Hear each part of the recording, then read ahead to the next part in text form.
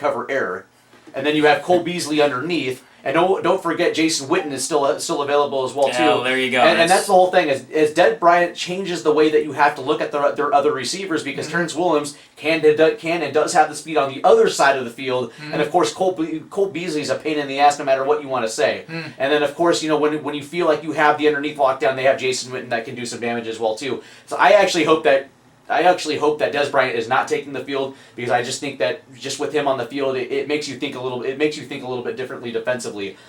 But that being said, it's Matt Castle, man. Well, if we get it's Matt Castle. I'm with you. And if the Seahawks, you make an excellent point. If the Seahawks get beat by the tight end in this game, book me a trip to Dallas. Yeah, right. I'll be there by the fourth quarter. Yeah. Going, what the hell's going on? Because we've seen this. You asked me why am I playing the Cincinnati game, and all that happened in that Cincinnati game was Tyler Eifert. Just lighting them up. Well, that's the whole thing. Is Witten's gonna. That's the whole thing. Is it's not just a Seattle thing. It's a Witten does it to every team and every team type of thing. So I'm not really worried about Witten.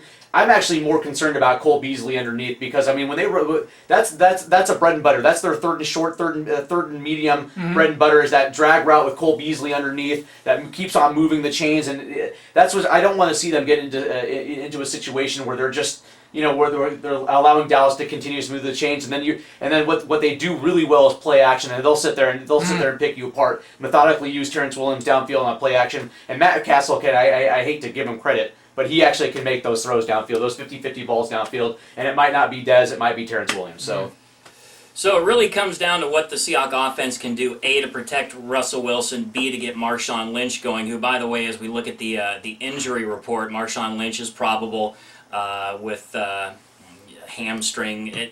Take the whole list here. Marcus Burley, probable. Patrick Lewis, the same. DeMarcus Dobbs. Derek Coleman, Lynch, Cliff Averill, Thomas Rawls, and Michael Bennett all probable. Okung's the only one that's questionable. That's a 50-50 coin flip, really. Is Bailey as good as Okung, even though Okung's gotten a Pro Bowl? I mean, the Pro Bowl is kind of a popularity contest. Can Bailey hold that spot down well enough to protect Wilson? Does he have a choice? I don't know. He can either get run over by Hardy and be benched and somebody else over there. I don't know. Is to your question. Does he have a? And either does Russell Wilson. Not to yours. That's and the if problem. Russell Wilson doesn't know, what kind of confidence can a guy have when his blind side is weak? Yeah. Well, the thing about it is okay, to answer your question, no. There's a reason why Alvin Bailey has not been used, even though he's been around. Especially when at left guard and right tackle, when that thing it's still a leaky sieve, and he was still sitting on the bench and not really necessarily being used. And now all of a sudden you're going to ask him to protect Russell Wilson's blind side. It's like, yeah, don't get me wrong, it's bothersome because of the fact that he's been around and not been utilized when they could have been utilized. And now all of a sudden you're asking him to do something where.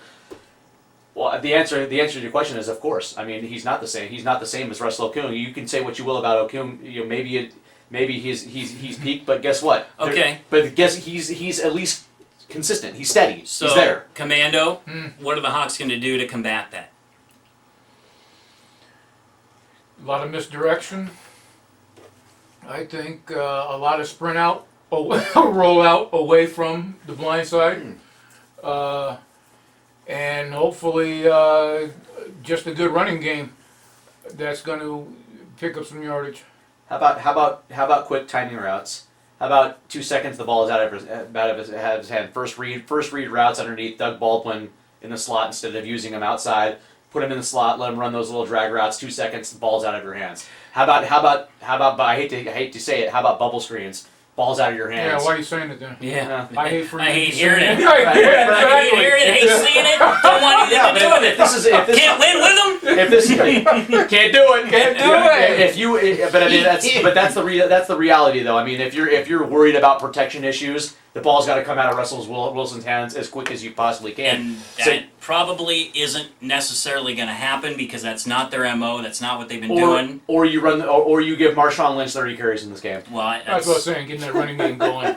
That's the only way to slow that down. And if Thomas Rawls is back, you got a good 1-2 combo. You can do that. You can give Lynch the ball 24 times and Thomas Rawls 15 carries and really pound that rock. Jimmy Graham, if we're talking about quick passes, Jimmy Graham's your answer. The button hook, the old playground two-hand touch or Thanksgiving tackle football play, the button hook. Jimmy Graham. I'm not worried about this game, but I am concerned that there is a moment where the Hawks could slip up and Dallas could steal it away. It would be a steal, because I think the Hawks are going to dominate this game, but I think that it's still going to remain close enough because Seattle's offense hasn't proven that they can get any separation. If the defense is playing on cue, they're the ones that are going to have to get separation. However, there might be one addition to the Hawks offense, and I'm not talking about that running back that they picked up that nobody's ever heard of. Do you guys even know what that running back's name is? I'm trying to... Robert Griffin III. Yeah, it really isn't necessarily going to matter. But I'm talking about a wide receiver, Paul Richardson. Yeah. He's going to be a game time decision. What they have to do is on Saturday. It has to be done by Saturday night. If they want to activate him to the 53-man roster, it has to be done then. Pete Carroll says he's looked really fast in practice, that it's amazing that he's been able to come back this quick, but they're still not sure if he's ready for a game. If he is, that means that running back will probably get cut, whoever's. We don't even need to know his name because he's not going to be here long enough for us to get attached. What would you think about him and Lockett? Boom, either on opposite sidelines or together and just down. Let's talk about speed. When's the last time the Hawks had that kind of speed? Joey Galloway? Yeah. Yeah. Been a while.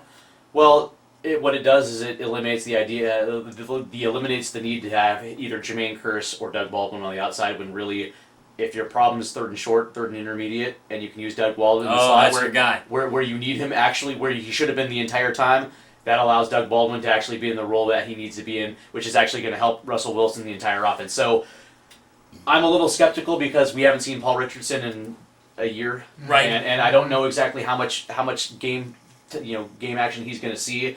But I mean, if we're talking 10% of the time, where you have Tyler Lockett and both Richardson out there, it maybe 2 plays per quarter.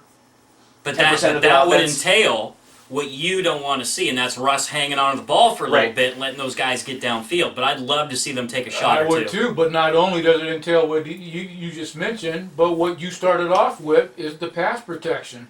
Not just holding on the ball, the ability to be able to hold on to the ball to let those guys get open. Exactly. But if the running game is established, and here's the one thing I want to point out: if the running game happens to be established, and even if they're having some type of offensive line issues, if your drive has momentum, and this is the second set of series, and all of a sudden you're going to put Tyler Lockett and Paul Richardson on the outside just for one look, the one thing that Seahawks have been able to do is effectively, even amid having one of the worst offensive lines I've ever seen, they've been able to utilize some play action. So if it's a decent situation where they've got they've moved the chains and they got a new sequence of downs, they might want to use a play action and kind of take their methodical shots. And that's what I meant. I said misdirection, and I mean misdirection a little bit, but play action in there as well, right? Well, how about this? I mean, if it's about pass protection, you got to wear down the defense. How about going to no huddle for a little stretch? We saw them do that this season, and it worked well, and it wasn't in a 2-minute situation either. They can do that. They can go to the no huddle. They can get that defense worn out. It'll slow up the pass rush, and then you take your shot downfield. So we might see that, but I think we're going to see a lot of things going right. I think we're going to see Marshawn getting pounded up the middle left, up the middle right. Thomas Rawls is going to come in for a spell. I like to see them run straight at Greg Hardy. Just seriously. I'd like to see somebody knock that dude's block off. Oh, man. I would too. I mean, this is when you wish you had a Breno Giacomini, somebody that's just nasty. It's going to be chirping at him and getting pissed and, punching him in the face. I would love to. I don't think we have a guy like that. Britt used to have some nasty in him, but I haven't seen it. I like to see Russell go Kirk Cousins, just light up, but just like just cheese. Yeah, just straight up, just do something, just whatever, and just that's what I thought. You know what I mean? Well, you could always do the old Burt Reynolds and let him through. Oh, right, yeah. Just right in the nuts. Yeah, there you go. There you go. You had mentioned Doug Baldwin, and Jason Jenks did an article in the Seattle Times about Doug Baldwin, 84 catches, no drops. The last time he dropped the ball was the Washington Redskin game last year, although they must not be counting playoffs because in the NFC Championship game, Doug Baldwin dropped the ball. I've seen the video as recently as 2 days ago. So that must be regular season. Is he underrated in the NFL, Commando, Doug Baldwin? Underrated how? Well, he's not a name. People don't give him respect. He's been called pedestrian. Is he as good as, say, a Bobby Ingram was when he came to Seattle? No. Why not? Because Bobby Ingram catches everything. I Well, thought Bobby 84 catches, no drops. That's on the way. That's on the way to that. I know that's how you started this thing off, but I've seen Doug Baldwin drop passes, so I don't know. You know, you talking about 84 consecutive Yeah, catches since when? Since the Redskin game last year. Up including last week's game? Mm-hmm. I don't know what to say to that other than, you know, if you're going to ask me if I want Doug Baldwin or I want Bobby Ingram, I'm Fair taking enough. Bobby Fair Ingram enough. every single time. Steve? So Are we taking Doug Baldwin in the slot all the time instead of not on the outsides? Because here's the thing: is if you're specifically just using him as a slot receiver, he's about as good as anybody in the league. Mhm. That's including Julian Edelman. That's including Cole Beasley and Danny Woodhead and some of these other gadget slot receivers that basically go over the middle and have no fear about making catches and trap. I mean, that's the thing I love about Doug Baldwin. He's fearless. He knows exactly where the sticks are. He understands that going across the middle, you're going to get hit, and he still makes catches in traffic. I think what I like about him is you just know for a fact that he's sure-handed. But where he gets lost, and maybe where he gets a lot of disrespect is because of the inefficiencies of the passing game. They've had to use him in different looks, and he's been completely ineffective. That's just not his role. So yeah, to answer your question, if we're talking strictly just as a slot receiver, I'm actually taking him just like I would take Julius Edelman, Cole Beasley, and some of these other nice slot receivers, but specifically just that. That's it. Like I don't want to have that conversation about him being on the outside because that's just not him. He can't do it. He doesn't have that type of separation. But in the confines of just that area, he's probably the best in the league. I would agree when it comes to being a slot receiver. I think he can hang with any of those guys. He is reliable. He's a great route runner. He's a great blocker. He's got all the tools. The fact is, when Russell's moving around the pocket, he can't always see Baldwin. That's just a fact of the game. We know that. Baldwin's come to terms with it. I wish Doug, when he came to Seattle and he was kind of put in